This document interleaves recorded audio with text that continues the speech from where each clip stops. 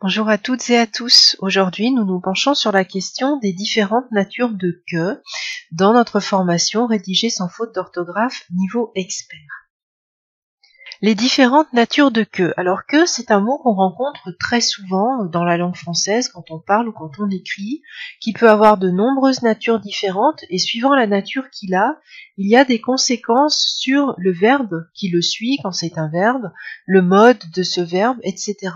Donc si on arrive un petit peu à faire le tour des différentes natures de que, on met plus de chances de son côté d'écrire, de concevoir des phrases qui sont correctes, notamment au niveau du mode du verbe.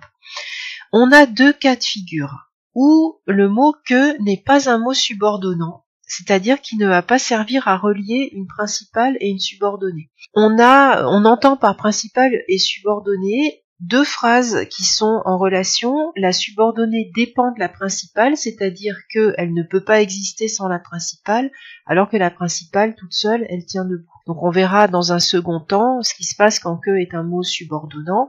Là, on va voir quand ce n'est pas le cas, quand c'est par exemple un adverbe exclamatif. Que tu es belle.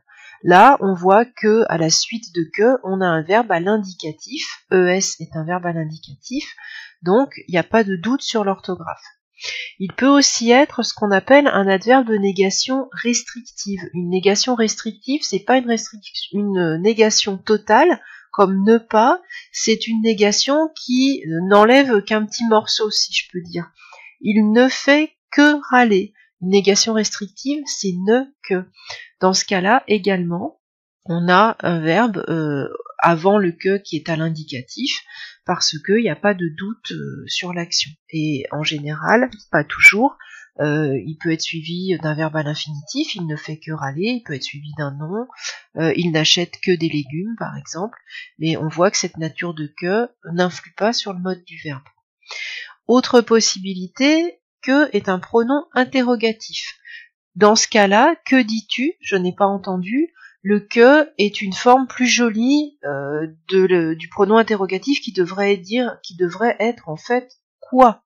Quoi dis-tu? À part que en français, pour faire plus joli, on dit que dis-tu. Et là, enfin, également, on a un verbe à l'indicatif et non pas au subjonctif. Par contre, le que peut être suivi du subjonctif quand on a une phrase indépendante, c'est-à-dire qu'on n'aura pas de verbe avant le que, on n'aura pas de verbe principal avant le que, on a une indépendante qui exprime un souhait ou une volonté. Qu'il entre, qu'il vienne, qu'il se taise. C'est l'équivalent d'un ordre et on sous-entend toujours plus ou moins avant je veux qu'il vienne, je veux qu'il se taise, je veux qu'il entre. À part qu'on n'a pas besoin d'écrire ce je veux pour exprimer un ordre. Et dans ce cas-là, quand le que est une béquille du subjonctif, évidemment, le verbe qui est derrière est au subjonctif.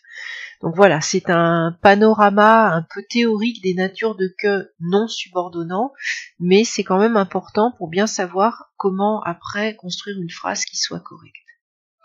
Enfin, il peut être un adverbe interrogatif. Cet usage, je le mets un petit peu à part parce qu'il est vraiment rare et il est ancien. Que ne le disais-tu plus tôt pour signifier pourquoi ne le disais-tu pas plus tôt. Mais bon, c'est quand même quelque chose qui disparaît, c'est très littéraire. Je voulais indiquer pour qu'on le connaisse. Voilà, si vous ne le retenez pas, c'est vraiment pas ni grave ni important.